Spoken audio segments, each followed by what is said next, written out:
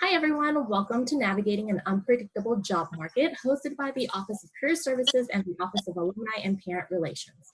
My name is Vanessa Chu from the Office of Alumni and Parent Relations, and I hope your day is going well.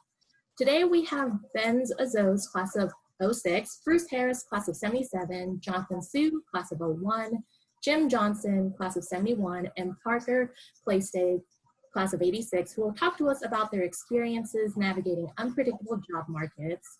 Jeanette Martinez from the Office of Career Services is our moderator for today. This will be recorded and additional perspectives are shared by other alumni, will be compiled and shared on HMC's YouTube channel. We will take questions at the end of the event, but please feel free to submit questions in the Q&A box and we will try to get through as many as we can. While we are in presentation mode, you can adjust the speaker frame to make it larger for your viewing purposes. Without further ado, Jeanette, please take it away. Can everybody hear me? Unmuted? Good. Thank you so much, Vanessa. Thank you to our panelists for joining us this afternoon and for volunteering your time to share and speak about your experiences. And we are super grateful, and let's get started. Okay, Benj, can you lead us into this first one? Introduce yourself, including your class year, your major, and your current position. And that goes for all of you. Sure. My name is Benj Azose. I graduated Harvey Mudd class of 2006, and I was a math major. Currently, I'm working as a product analyst at Google, working on Google Chrome. Thanks. Jonathan?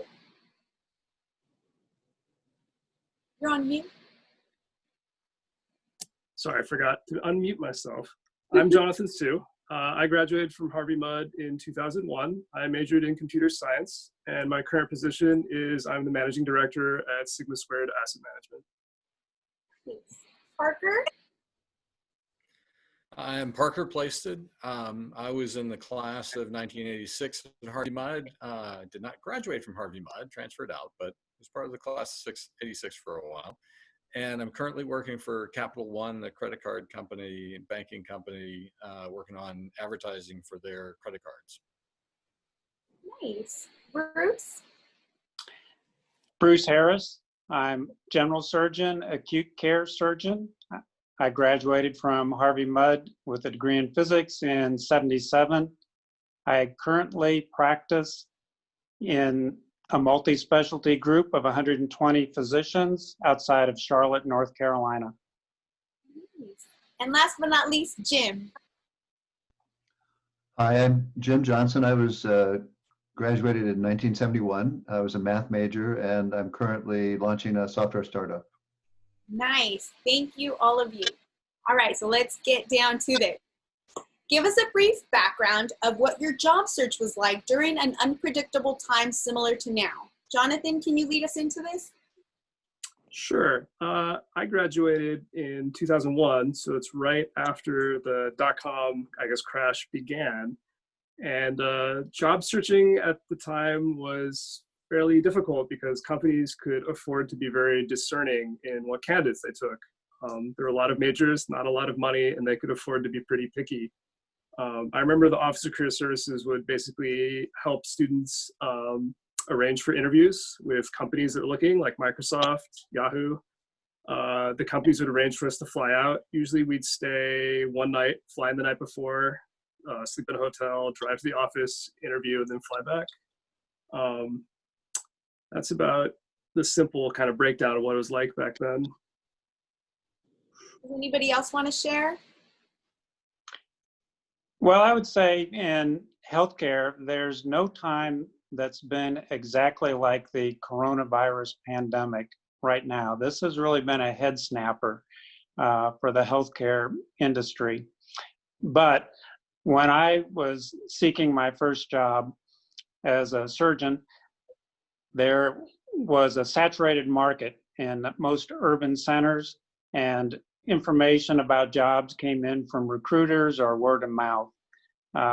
And it was helpful to have a mentor that could screen those for us, and then we could interview at the location of our interest. And how did you obtain that mentor? So those would be full professors in our training program that we could run the recruiting letters by. And those professors came from areas all over the country. So they did have connections and knowledge, geographic knowledge, and also about the various institutions that might be seeking candidates. Nice. Thank you for sharing that. Does anybody else want to share their background? Yeah, so, oh, sorry.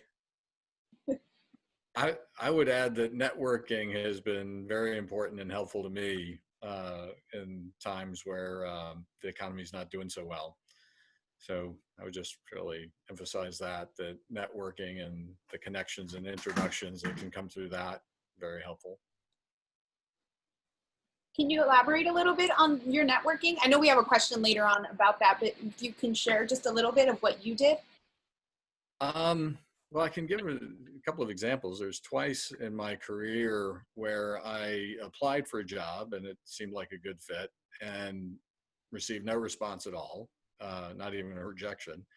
But then through a person I knew was introduced to the hiring manager, and after meeting with the hiring manager, I received a job offer.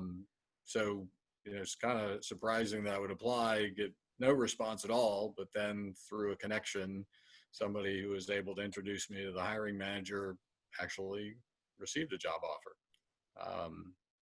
So there's the way it paid off for me. Nice. And this connection, Parker, sorry to drill you on this. This connection, was it like a friend of a friend, or did you know them from school, or how was it personal? One was a friend from school who had actually gone through the interview process, decided it wasn't a good fit for her, and then recommended me to the hiring manager that she had interviewed with, and he followed up with me and we met and talked, and I ended up getting the job offer. The other time was through somebody I knew in a previous job who was now working for this other company.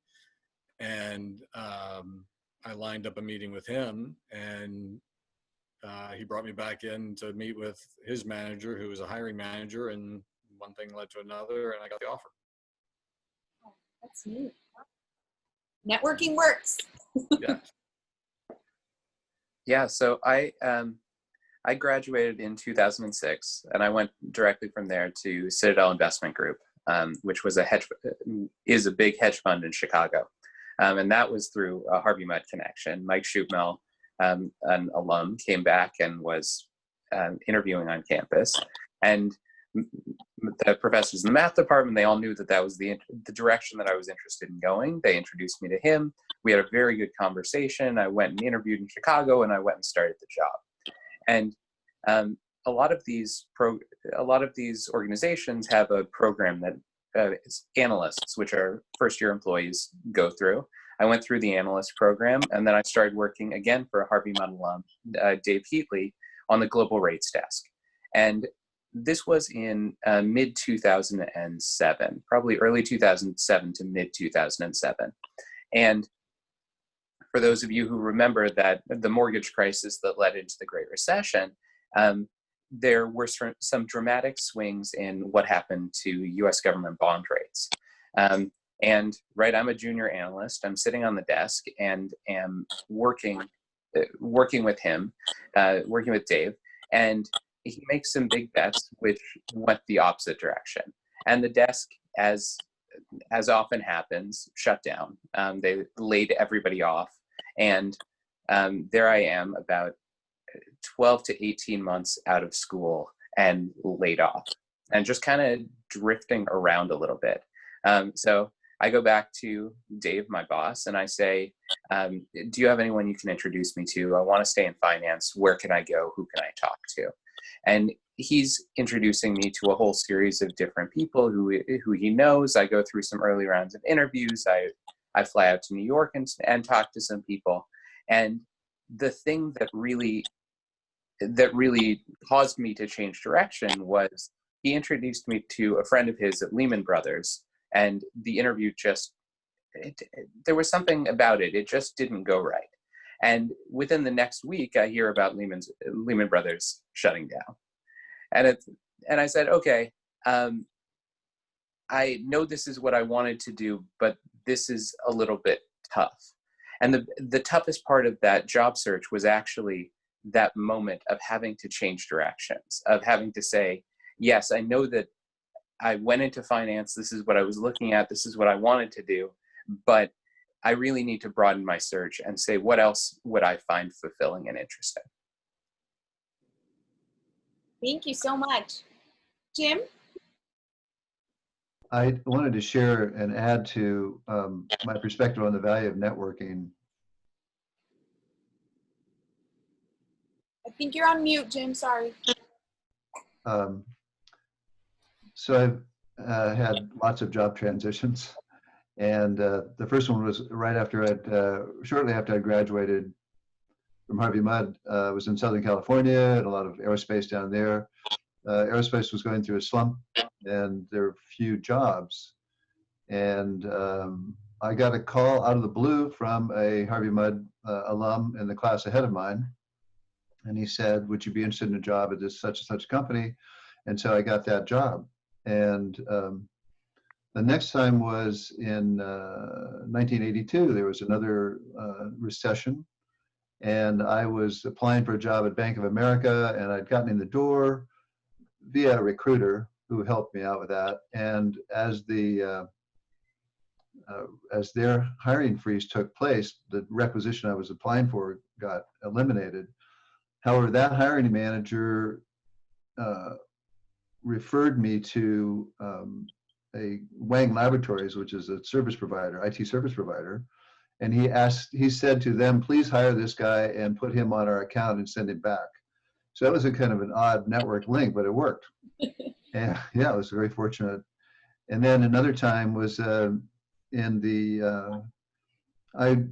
wanted to work for myself.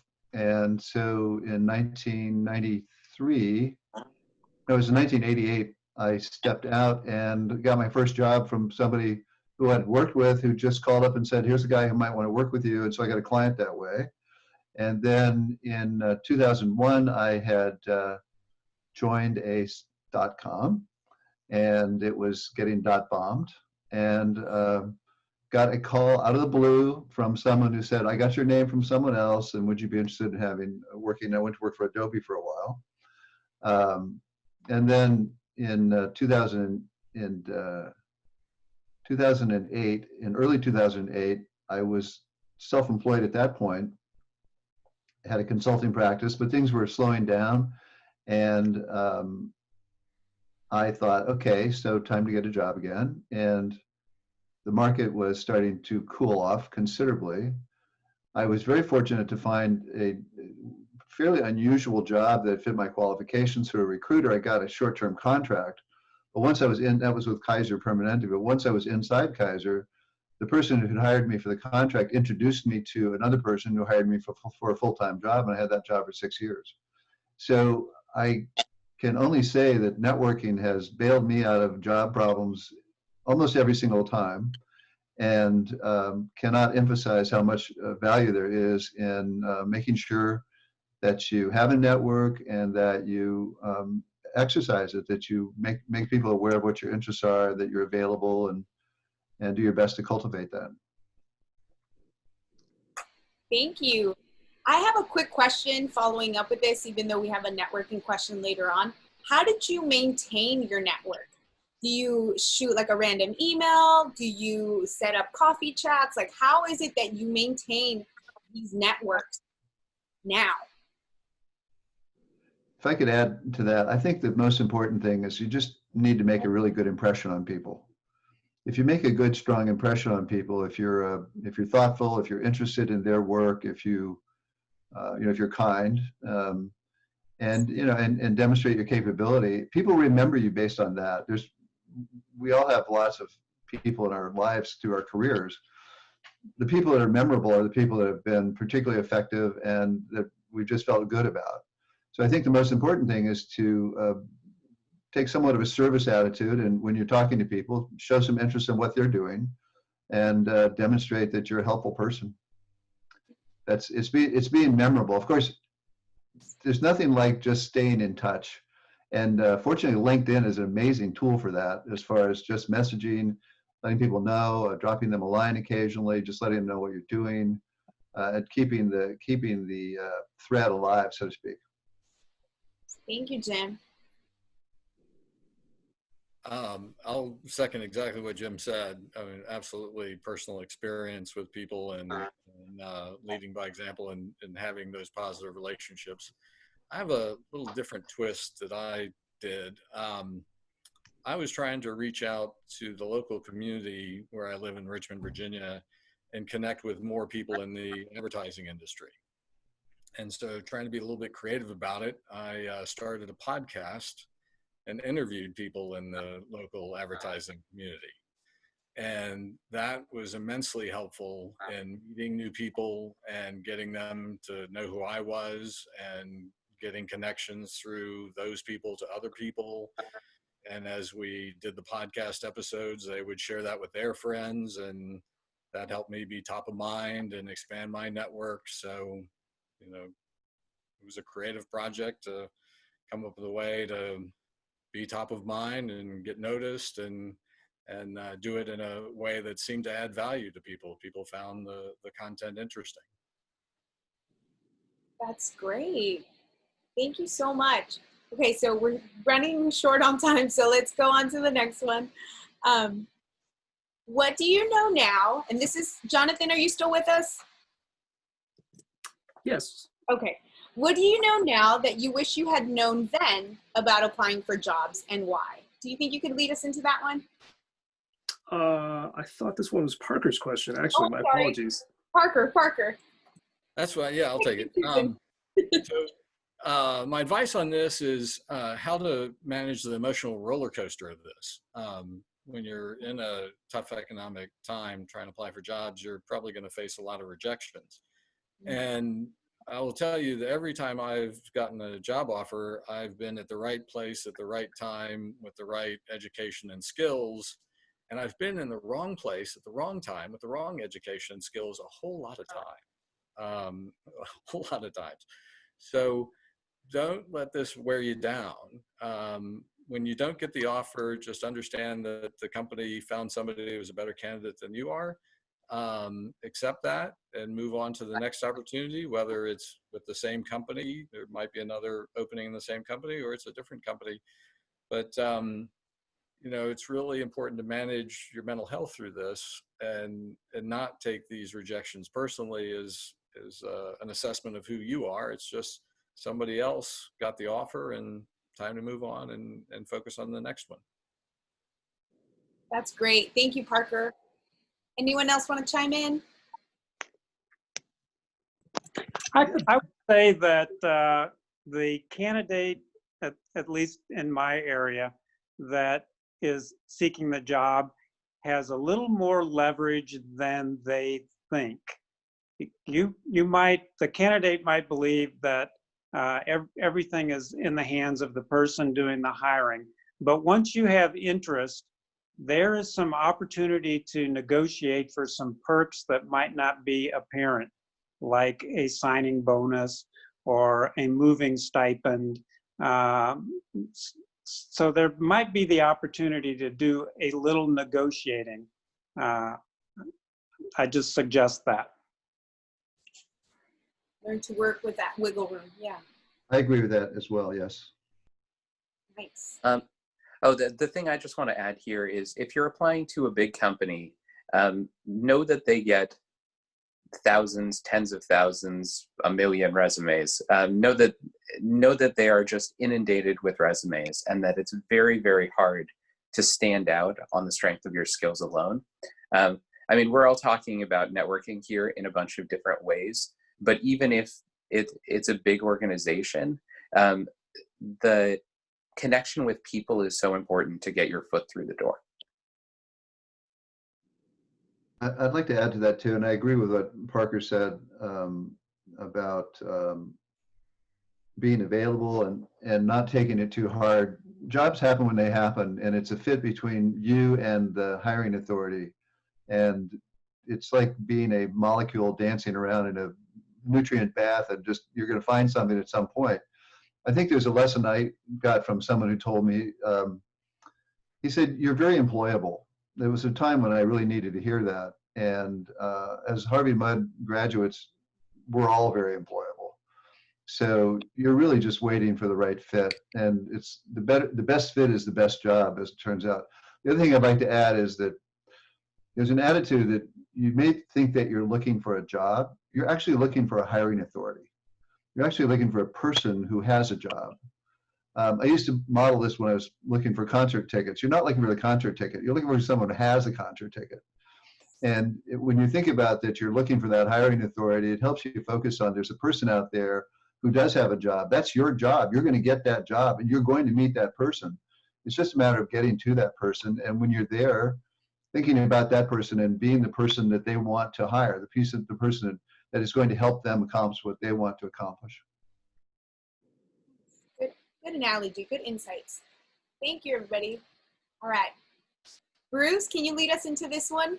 What advice did you receive that was helpful, and what advice did you receive that wasn't helpful? So I can say the least helpful advice that I received was from some seeming stakeholders in the candidate's decision. And by that, I would mean relatives or possibly significant others who might encourage a candidate to stay in a certain region or a certain zone because they had interest in seeing that happen, when really the opportunities were better outside of that zone, outside of that geographic area. So I think those were the least helpful advice. I'll leave it at that. Anyone else want to chime in? Share their thoughts. I think that piece of advice that I received, that when the person said to me, he said, you can replace your income very easily. It was really a breakthrough for me because I was, concerned about finances, and it was like, careers are going to last 50 years now. And there's lots of times for ups and downs, but there's plenty of time for ups. So it's just a matter of kind of waiting it out.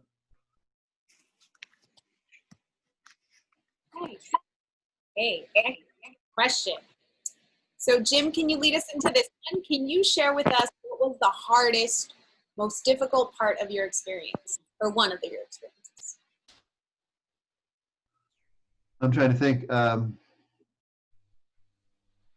Well, I had just bought a house and, had a small family, and I lost my job. So it was difficult to kind of wade through that.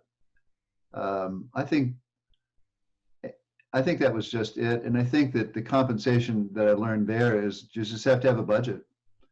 You need to have a budget. It's like take the money thing off the table, because if you have a budget and if you have a reserve, you're gonna outlast the situation. If you don't have a budget, if you don't really understand your finances well, then it's going to be tougher because you're going to worry about it. But once you get that budget down and you look at the numbers and say, okay, this is what's going to happen. Yeah, maybe I've got to move back in with mom and dad, but at the same time, it's okay. It's going to be fine. If you leave that out as a cloud, that's going to be difficult. So I think the first thing was to understand that you can separate. You're going to get a job, separate the finances from getting the job. It'll make it a lot easier. That was a hard lesson for me at that one point in time. Yeah, that's very helpful.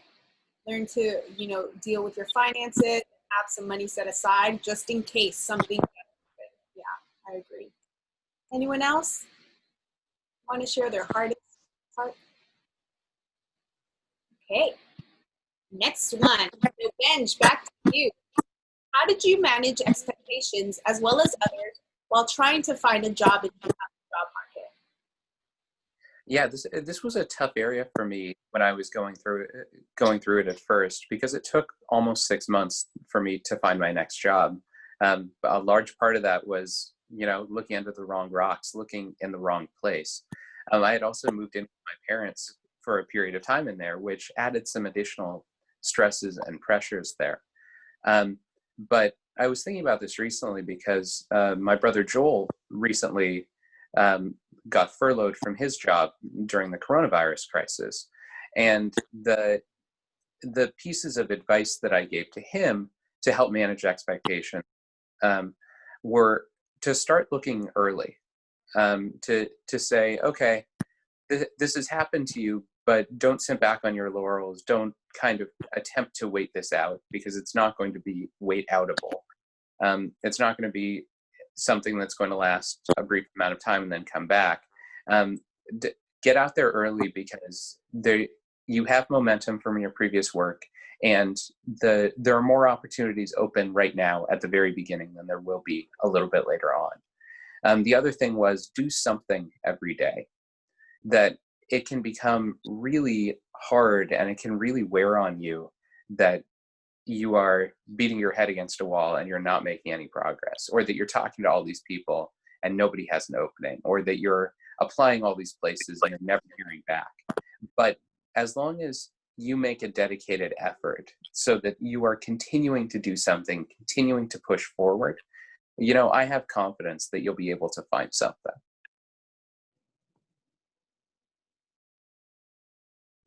I'll second that. I think that's very important. Your job is to get a job, and it's a full-time job. And so you should manage it like anything else. You should get up in the morning. One of the things I went through when I was looking for work or between jobs, and this was actually because I was self-employed, is I started keeping a work diary. And I viewed it as a sort of a cross between what I consider to be a professional billing sheet. I was billing by the hour, and a lab book where I'd be taking notes about my work. And it was it helped manage me. In other words, I would keep my diary and I would put things to do in it and keep my to-do list. And so I had a self-management tool that kept me going. But I agree with Benji's description of it. You just have to apply yourself, and don't let go of that work. Your job, if you don't have a job, your job is to get a job. I can third what Benji and Jim also said, that having a routine is extremely helpful. There should be some time that's dedicated towards looking for a job, but also some time should be dedicated towards a project that may be useful for you to improve your skill set. And also, very importantly, is to have some time that's devoted to recreation so you can unwind. Engineering may not be considered an artistic profession, but it is certainly creative, and having time to unwind and relax is certainly very beneficial. I love it all. Thank you. Sorry, an important aspect of that, given coronavirus, is also, if you can, think about spaces for those. Spaces for recreation, spaces for work. There, even in small spaces, it's nice to have a desk, or it's nice to have somewhere that you say, this is where I'm going to work. Have like a planned station. This is my work area. If I leave, that means I'm on my lunch break, or I'm taking a bathroom break or anything, and then come back to the office. I agree. Yes. Anyone else? I think the aspect of training is a really good one, and definitely, have a work-life balance. Your job may be to get a job, but you're still, have to live life well. I think training is a great opportunity. Rarely you will have the time to get that training. And so take training that's hard, push yourself, keep your mind alive and at work. I think Parker had a great idea too. When he was in looking for a job, he created a podcast. And the amazing thing about the internet is you can set up a website instantly, virtually, and there's amazing tools.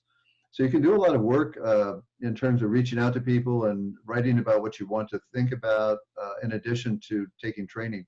So there's lots of stuff you can do to keep yourself active and engaged in your profession. To expand on that a little bit, the podcast also let me demonstrate that I was able to learn new skills. I was able to produce the podcast having really no experience with audio editing or recording podcasts or any of that stuff. I didn't even listen to podcasts before I went down this path. So it was a way to show that I was able to learn new skills, and it was fun. It was fun to learn something new and do something creative like that. Parker, do you still have that podcast active, or do you tune in? in a while? I finished it up at the end of last year in December. So I did 37 episodes, and then it kind of came to a natural conclusion. And I was actually kind of getting a little bit busy at work, and as a side gig, it was starting to take too much time. But I will make a point of these side gigs or these passion projects. There's a difference between doing something that looks like a side gig and something that looks like you're starting up a company. So if you're doing something on the side, make it look like it's a side gig that doesn't take a lot of your time, because if it looks like it takes a lot of your time, somebody might interpret that as you're not available.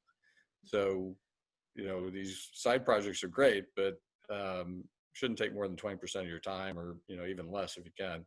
It should look like a side project and not, you know, your main activity. Thank you, everyone. All right. So next question is for you, Jonathan. Just start us off. Do you have any tips or advice on networking during trying times? And I want to emphasize, what if someone is shy or introverted? Any ideas to help out with networking? Yeah, I mean, I would consider myself to be an introvert. I don't recharge by hanging out with people. I recharge by being by myself. Harvey Mudd is by definition almost a very small school, and the network from alumni is going to be limited in that extent, which is not exactly a bad thing.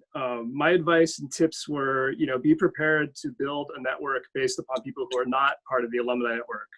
In particular, people you meet during your first job or outside of school and outside of work. Much like Jim said, every interaction you have with someone, both during your time at Harvey Mudd with fellow students, professors, as well as outside of Harvey Mudd after you've graduated with coworkers and random strangers you meet, they're all opportunities to build that network. And I think probably the biggest piece of advice I have is just be in the mindset that all of those are opportunities if you're interested in them. Try to be reliable, try to be friendly, try to be, you know, kind and interested in how other people work, what other people do, what their interests are. That has often helped me a lot in my work, because what I found out working in the .com industry is familiarity with a topic or a process or roles within a company, or even how companies interact with one another, is far more important, in my opinion, than proficiency in those, because understanding how you fit into the big picture is a kind of key underrated part of networking. If you understand the context of your work and your value to other people, that can be very helpful at eliminating all of the wasted time that comes with interacting with people. Try to be efficient, try to be proficient in what you do, but understand how other people work so you can fit in. That's great. Thank you. Anyone else? Yeah, something I'd like to say about networking is that weak connections can also be helpful. I would suggest don't keep it a secret that you're looking for a job. If you're at the barbershop or at the gym, let it out that you're looking for a job and what area you're interested in. And you never know. Somebody there might have a connection, might be able to give you a name, a tip that you can follow up on. And not every connection has to be the CEO or an officer of the company. So weak connections can oftentimes turn out to be helpful. Yes, any connection is always good, right? Even if it doesn't lead anywhere, you already know that someone knows about you, and in case something comes up, they'll mention your name. Yeah, that's great. I have a follow-up question to that. What if you haven't networked in the last couple years because you were in your job, you were good, and then you were, let go 3 or 4 years later? How do you start? I think you just have to take a chance that some people aren't going to respond. I think you can use LinkedIn a great deal to contact just about anybody you've ever known, and say, "Hi, how are you? I'm looking for a job. Just wanted to see how things were going with you." There's other ways to approach that. I think Jonathan said it again. Knowing how you fit into the big picture and then seeing the connection with other people is really where you make that connection. So if you happen to be in product marketing, but another person has to be in development, there's an interface there, and you can find that interface and you can talk and think about it. So looking at sort of the ecology of your own work is really helpful, because when you do run into people, you've got something to talk about. You've got this common ground, and but I think it's the same thing. It's a microcosm of sending resumes out and nothing happens. You just got to do it. I would also add that there's really no stigma, I think, to cold calling people on LinkedIn. Like Jim said, that's kind of the expectation nowadays. Feel free to take advantage of it. If people aren't interested, they won't respond. There's certainly no harm done. It's not like there's a limited number of bites in the world. But for people who are newly graduating and may not have, a first job under their belt and people to contact, I would recommend taking advantage of your social activities. Like if you interact with other people or belong to a club, you may bump into people who may or may not be related to your industry. And like Jim said, there may be serendipitous effects that can get your name out there to positions or people who are hiring. And then likewise, if you don't have, a social interest that involves like a kind of club activity where various people get together, I would say no time like the present to try something out. Volunteer at a charity, join a club or group that you think might be interesting, and just see how it goes. I would add that in the first part of my career, when I was in engineering, I participated in a few different societies, scientific societies that would have conferences, had journals and so on.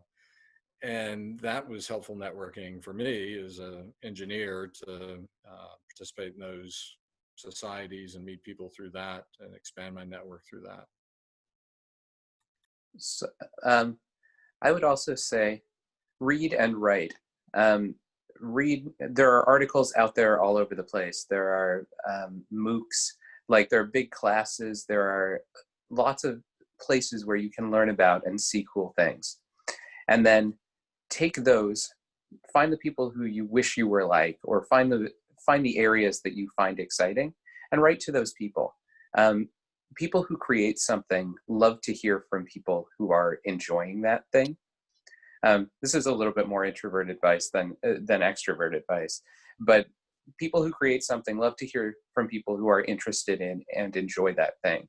And some of the ickiness of networking for people who haven't done it before, I remember feeling this way myself a while ago, is that you feel like you're asking people for something and that the relationship will be seen as transactional, or that it's not the right way to get a job. If there's one thing I hope that everyone takes away from this, it is that networking is a right way to get a job. There are other right ways, but I think many, many, many, many people get their job through somebody, through some connection, through some person, through some involvement, and there is no stigma attached to that. I agree. I think that if you go out there, you'll encounter more kindness and interest in people helping you than you can imagine. Yeah, I found that to be absolutely true, that people are receptive. Two things to add is, one, that podcast gave me something to talk about. So having a side project gives you something interesting and different to talk about, and potentially memorable for those people to associate you with. The other aspect is, in some networking that I've been involved in now later in my career, and I've been involved in mentoring people, when you're at an event and talking to people, a lot of the more established people are say, how can I help you? Right? They'll offer to the junior people, how can I help you? And when the younger person really doesn't have an answer to that, it's kind of falls flat and frustrating. So if you could think about how these people can help you, what is it you are looking for? What help do you need? When that question comes up, be ready to answer it. You don't have to start and lead by, saying that when you meet somebody. That's a little bit too forward. But if the question comes to you, have an answer. Be ready to say, this is the kind of help I'm looking for. And that's not the time to be polite. They offered because they sincerely want to help you. Yes, I would throw out there that someone in my age group is actually often rejuvenated by being able to help a bright, eager young person succeed. So while it might be awkward for the younger person to ask for help, the person that is able to help is oftentimes very eager to participate in that relationship. That's great. Thank you so much, Bruce, for sharing that. Hopefully our students and our alum can reach out hopefully soon. We only have 2 more questions. So this next one, I want Parker to start us off. What advice would you have for families and support systems supporting mudders who are on the job market right now? I'm going to play off something I think Jim said about what you're applying for and where you fit. A lot of people will give you advice that if you're not successful and you've been at it for a while looking for a job with no success, they'll tell you to lower your standards or apply for a lower level job. And there's a perception that this is a pyramid or a triangle or something, that the lower you go, the better your chances are. That's just not true. There's a kind of a slot, it's more like threading the needle. There's a band where you're going to be perceived as the right fit. And if you're overqualified or underqualified, you're not a good fit. So that's what I would share with the families is you've got to understand how competitive this can be. And, telling somebody to, lower their standards and you'll get a job isn't helpful advice and isn't really how it works these days.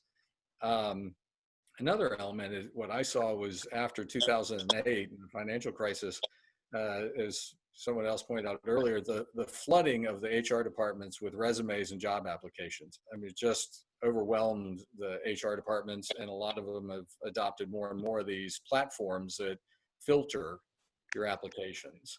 And that leads to some people thinking, well, this is just a numbers game, just apply for more jobs and you'll get an offer. If you get an offer 1 out of 10 times or 1 out of 100 times or whatever the number is, just apply to more jobs and you'll get more offers. No, it's not a numbers game. You really need to put the effort into tailoring your resume to the job description, writing a cover letter, potentially finding somebody you can network with to get an introduction. There's a lot of effort that goes into really standing out in a positive way. And if you dilute your time by just shotgunning this and applying to as many jobs as you can, you don't have the bandwidth to do this the right way. So it's better, quality over quantity kind of concept. So I would say for the families, this is the way it's got to be done. You've got to invest the time, focus on those few opportunities where it really looks like you could get the offer. It's not a numbers game, and it's not a lower your standards thing.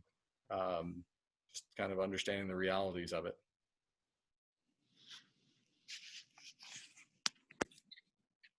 Thank you, Parker. I like that, quality over quantity. I think we need to remember that. Anyone else? Okay, last question, and that goes to Bruce. Can you lead us into the last and final question? Any final words of advice you would give to current students and alumni? Well, I would say that HMC education prepares any graduate for an outstanding future. No problem there. Speaking of healthcare only, someone that might choose to be on the physician track, there's absolutely no reason that a graduate from HMC in any degree couldn't advance to a very successful medical career. And no matter what might be in the media, the outlook for physicians in the future is very, very robust. Thank you, Bruce. That was amazing. Thank you. I love that HMC prepares for an outstanding future. And it's up to us to just keep going, keep pushing through. Anyone else? Final words of advice before we end this panel? I would add to what, oh, sorry, go ahead, Jim. I would second what Bruce said. you just, it's hard to understand after you've spent 4 years beating your brains against those mud bricks, what you're really qualified for. You're amazingly qualified. And so, and I think the one thing that MUD teaches, and that was a founding principle, was it teaches you general systems thinking. So you're a generalist, regardless of your degree. And as Bruce said, you can take off in any direction you want. You really do need to understand that you're employable, and it's just a matter of time. Those gears will mesh. One thing that I think that has always helped me when I was having doubts about myself is I would write my resume long. They say write a short, brief, concise resume. There's another technique, which is to write your resume as long as possible. You're not going to share that with anyone, but when you write down everything that you can think of about what you know and what you've done, it really, for me, has always made me feel good about myself. It made me realize what my accomplishments were. When you squeeze it down to that one page and those 500 words, it seems like, well, yeah, I had these jobs, I got paid, what happened? When you write it out longhand for yourself, it refreshes your memories, it allows you to tell better stories, and it makes you feel that you're an accomplished person, and it will help your self-confidence, I believe. Great advice. I was going to echo and add to what both Jim and Bruce said, which is I graduated computer science, and when I was looking for a job, I had a similar sentiment, which is I found out that Harvey Mudd taught us how to think and to understand the fundamentals of computer science, but in terms of specific skills, we were, it's still, I think, up to the student to understand that you should really focus on expanding your knowledge, especially for specific things in the industries you look forward to. Harvey Mudd will give you an excellent general foundation, but almost by definition, you're going to have to learn the specific things for the industry you're looking in. Like in particular, I had knowledge of C++, but those were not the languages that were focused on by Yahoo and Facebook. Like we had to move forward using SDKs and languages that were basically prototypes at that point. Harvey Mudd will teach you how to think, but you still need to apply it. Definitely brush up on expanding your skills, learn new languages, practice on your own projects and so forth if you're looking for a job in internet engineering. Thank you, Jonathan. And the last piece of advice that I would give is looking back on this period a long time from now, it will seem a lot shorter than it seems in the moment. That you may feel like your search is taking a while, or that you're being picky, or that this is stretching out, but looking back, it won't feel that way. Thank you for that. Thank you, all of you, so much for taking the time to answer these questions. I'm going to pass it along to Vanessa and see if there's any questions that we have that came in through the chat. Great, we do actually have a question. So in your perspective, do you have any advice for recruiters who are trying to find a good fit while also honoring connections to one's networks and the HMC alumni network specifically?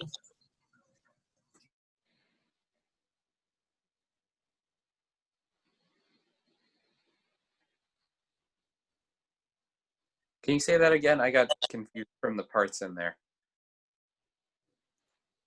Yes, so what advice do you have for recruiters right now on trying to find a good fit while also honoring connections to one's networks and the HMC alumni network specifically?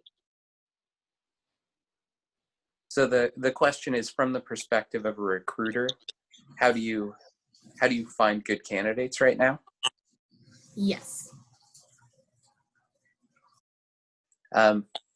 So I haven't been on that side.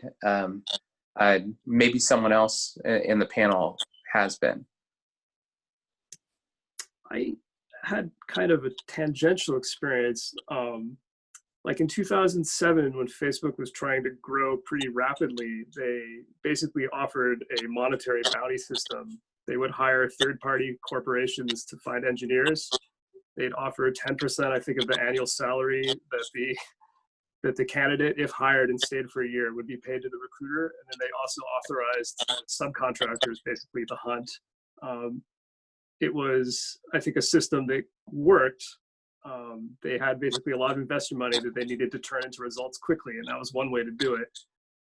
The other experience I had was Facebook was a really small company back then. One of the first things I had to build was a system to help them streamline their hiring process.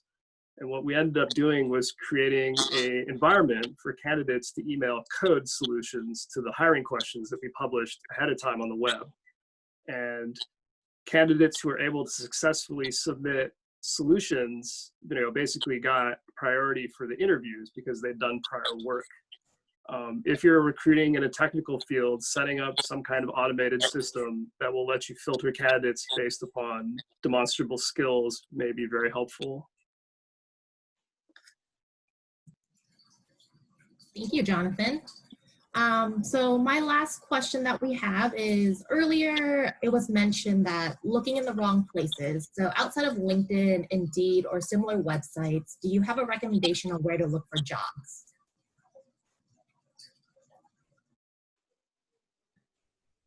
I would say target the companies you're interested in and look at their websites. That's where I would go first. Identify companies that you are interested in working for and go directly to their websites to see what they're posting online.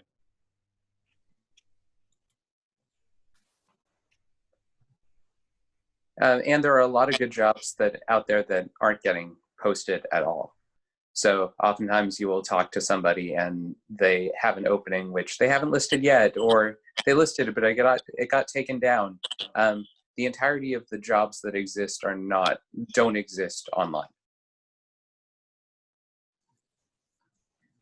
Thank you. So we do have one more question. It is a bit more specific. As a graduating computer science student, do you have a recommendation of resources when studying for practical portions of interviews? My experience interviewing was that interviewing itself, I felt, was the best practice. The second time around when I was looking for a job in 2007, right, when Benji was also looking, I applied to as many companies as I could and prioritized the schedule in terms, I think, of my relative interests. So I'd use the companies I was least interested in as the practice for the ones I was most interested in. And that kind of gave me a really good idea, I think, of what technologies were trending, like what interests companies had. And it kind of gave me an idea of what to expect that I don't think like a kind of internet or book resource would have given me. I would say there's no better practice than the real thing, basically. Great. Something I would say about interviews, and one of the other panelists mentioned, the job doesn't always go to the most talented candidate. There are many talented candidates. It doesn't hurt to learn how to schmooze and socialize a little bit, which, based on my HMC experience, a lot of times our graduates weren't the best at that. It doesn't help to build some facility there so you can interact with the interviewer and not depend entirely upon your knowledge-based skills. I would second that. I think that making a very deliberate effort to develop communication skills is a very important part of your career development. Can't start too early. I have been frustrated and humiliated and enraged throughout my career when people said, "You don't communicate well." And I think I'm a great communicator. But what I understood is they didn't understand what I was telling them. And there's a diversity of reception that's unfathomable. There's so many different ways people can understand what you're trying to say to them. And the only way you're going to be the best communicator you can be is just keep learning new techniques and keep reading about it and keep practicing. For a very practical answer to the question, Project Euler is my favorite of the websites out there, where they give you a set of questions. They ask you questions that can be answered in whatever language you choose, with a combination of simple algorithms and math and a whole bunch of different pieces. Even if you are just looking to do math is beauty or math is fun, Project Euler has some really good stuff. Great, thank you everybody. We do want to give a special shout out of thanks to our alumni, Kat DeWitt, class of 78, Christine Lee, class of 11, and Joyce Yang, class of 16, for pre-recording their experiences and advice. This will also be added to the HMC's YouTube channel. A huge thank you to all of our panelists for participating in today's event. I also want to thank everyone for attending. We will follow up with an email with a YouTube link and contact information for our panelists if you wish to connect. If you have any suggestions for the future career-related events, please contact career_services@g.hmc.edu. Thank you, everyone. Have a great day, and thank you once again to all of our panelists and moderator.